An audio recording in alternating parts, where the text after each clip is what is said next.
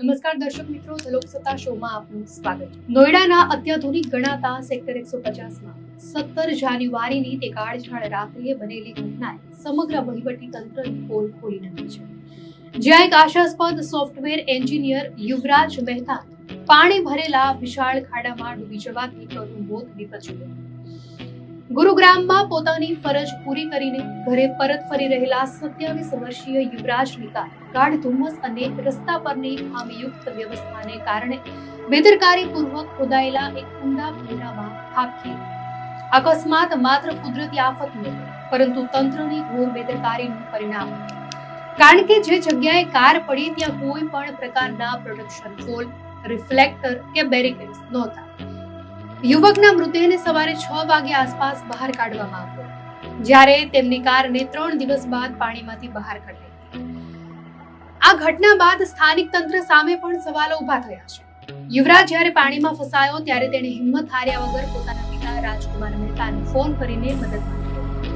પોતાના ઘરથી માત્ર 700 મીટર દૂર પુત્ર મોત સામે જજુમી રહ્યો હોવાની જાણ થતાં જ નિવૃત્ત પિતા ઘટના સ્થળે દોડી ગયા હતા, પરંતુ ત્યાં લાચારી અને નિષ્ફળતાનું એવું દ્રશ્ય હતું જે કોઈ પણ પિતા માટે અસહ્ય હતું।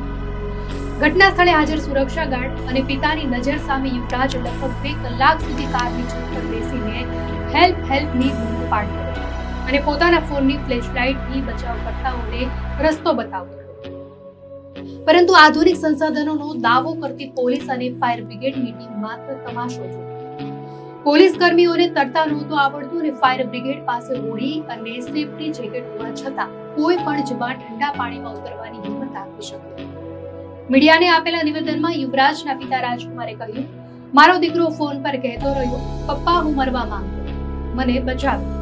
આજીજી કરતો યુવરાજ અંતે ઠંડી અને પાણી સામે હારી ગયો। તેના અંતિમ શબ્દો, મારા કાનમાં પાણી ભરાઈ ગયું છે, મને સંભળાવો, તે સાંભળનારાઓના કાનમાં આજે પણ ગુંજી રહ્યા છે। જ્યારે વહીવટી તંત્ર નિષ્ક્રિય હતું ત્યારે મોનિંદર નામના એક ડિલિવરી બોયે માનવતા બતાવી પોતાની કમર પર દોરડું બાંધીને પાણીમાં ઝંપલાવ્યો, પરંતુ ત્યાં સુધીમાં ઘણું મોડું હતું અને યુવરાજનો જીવ બચાવી શકાયો।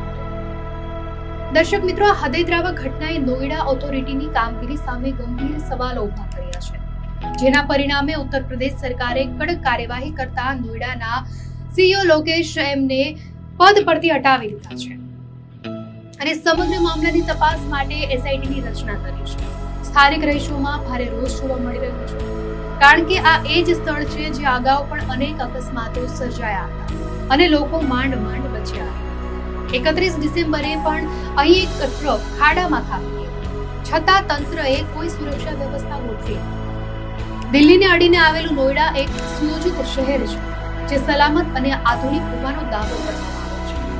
સેક્ટર 150માં 2 રૂમવાળા ફ્લેટની કિંમત 1.25 કરોડ રૂપિયા છે। અહીં રહેનારા મોટા ભાગના લોકો ઊંચી આવક ધરાવતા વર્ગના છે, પરંતુ નોઈડાના સેક્ટરમાં નાગરિક માટે માળખાગત સુવિધાઓનો અભાવ જોવા મળે છે। રસ્તાઓ ધૂળિયા છે અને અનેક સ્થળોએ બાંધકામ સાઇટના ખાડા છે।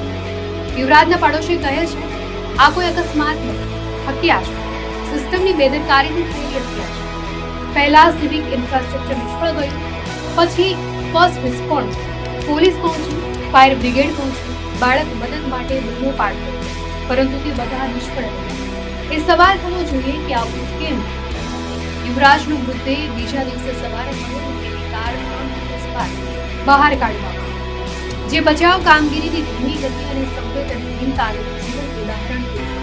દર્શક મિત્રો, ઘટના અંગે આપની શું પ્રતિક્રિયા છે અને કોમેન્ટમાં જરૂર લખશો અને વધુ માહિતી માટે ધ લોકસત્તા